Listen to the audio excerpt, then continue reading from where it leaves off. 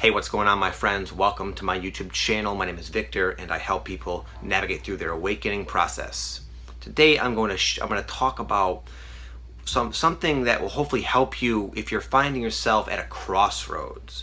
Oftentimes, we come to a fork in the road in our life, where we are faced with a confusing decision that must be made. Like now, it's imminent, and there are pros and cons to both paths, and we find ourselves like, why did the universe put this in front of me? It's very stressful, because you have to choose. You can't do both. The time is running out.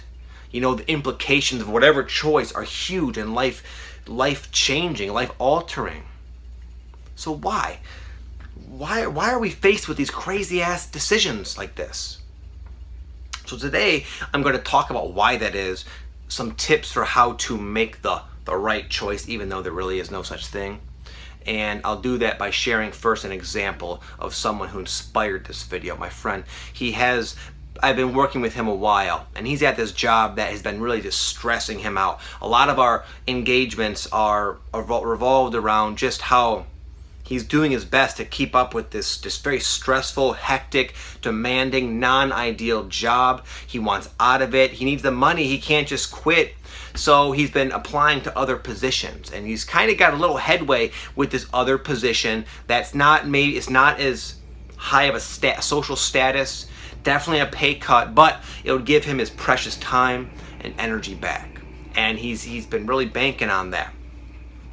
Just out of the blue, this has never happened. It's kind of a new thing for him. He just got offered this like shiny new promotion to stay within the same job, but it would be more money, I'm guessing. He didn't get into the specifics, but it's a promotion.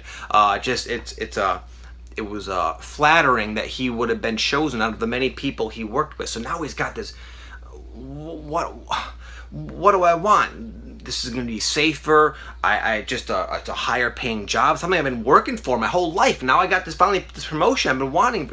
I wanted to climb the ladder, and here it is. But at the same time, this is just stressing me out, and I could do this. But is this a stupid mistake to take this lesser paying job when I've worked so hard, and now there's this promotion right here staring me in the face? What? And he's got to decide. He's got an interview with this new thing, and he's already kind of engaging in this other one. He can't just sit on this for 3 months and think about it. He's got to know. So why? It's frustrating. Why are we faced with these decisions? I'll tell you why. This is my theory. For a little while, we are kind of like babied in a sense through our awakening. The right decision is always bright and obvious to kind of, okay, yes, come here, you did it, oh good job, there's another one. And we just find ourselves in this pattern of, not always easy, not to minimize it, but usually the right decision is kind of somewhat where it deep down, and it's just a matter of how scary is it, and how long do you remain reluctant to take it, but you always do. But then there comes a point where you feel like your decision making method is on the fritz. And not only that, is it's no longer black and white. There is no right decision. He truly doesn't know. They're both offer pros and cons that are very big and influential. And why does this happen? I think it's because we get to a point where it's time to start making our own decisions. Not even relying on our higher guidance, relying on us to do not the right thing, but what do you want to do? What life do you want to create? This path has this scenario somewhat, as far as you can tell, attached with it, and this one has this one. So what is it's so I say it's the end of making the right decision and the beginning of shifting into a state of empowerment where you start just designing your life the way you want it to be. You have that power now. You're a co-creator, but it's time to start acting like one. So that's kind of why I suspect it happened. That's the conclusion I drew from being in those same scenarios. So now I'm going to give you a little hint of what I think can help you when you're faced with this crazy crossroads scenario. I'm going to reflect on one of the many crossroads I was at in my life. So as I talk about all the time, there was a time when I had a nice established life, kind of like my friend here. I had worked hard to build up a gym business. I had worked hard to start to grow a medical marijuana grow operation. Both were doing pretty good. And there were some changes going on. And in the background, there was this desire for more freedom, more unfiltered self-expression, and I felt not obligated, but I felt like I wanted to and could help people in a more profound way than I was with this other avenue.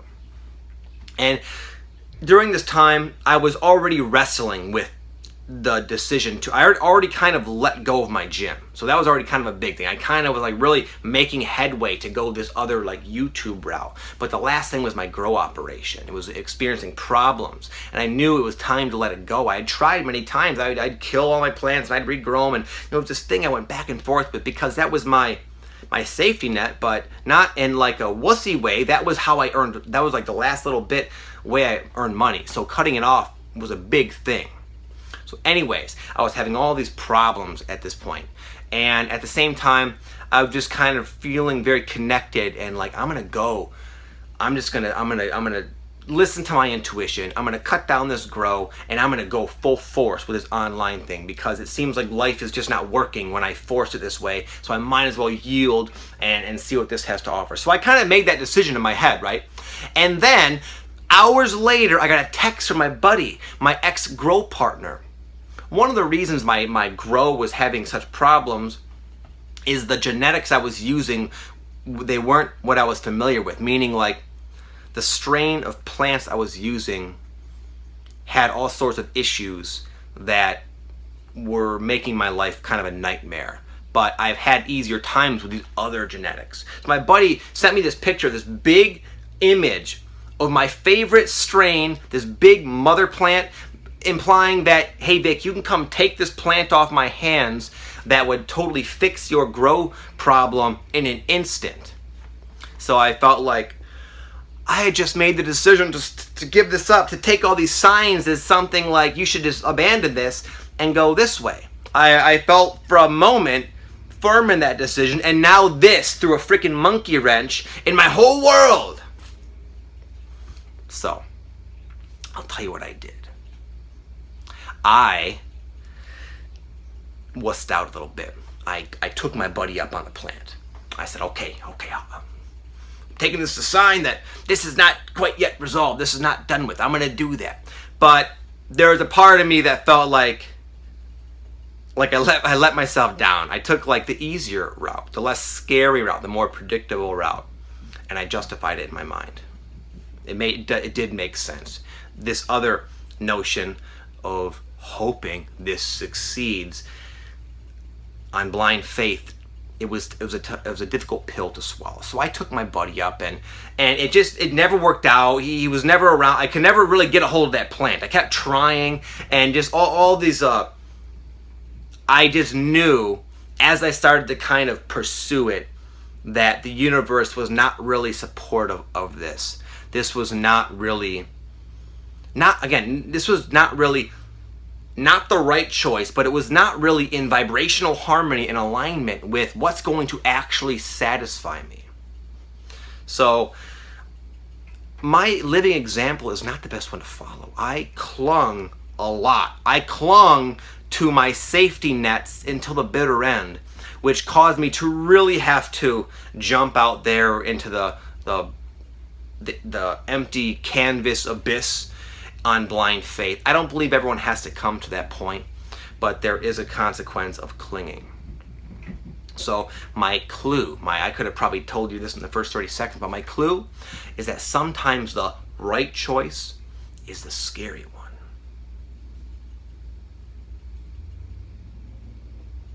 But regardless, you can't really make a mistake. I continued to repeatedly ignore the scary one that I knew in my heart was the right one for me. And I still turned out okay. No, I'm just kidding. Seriously though, you're given second chances. and you're never faced with a predicament as pressing and stressful as it might be that you're incapable of resolving in a way that's ideal for you.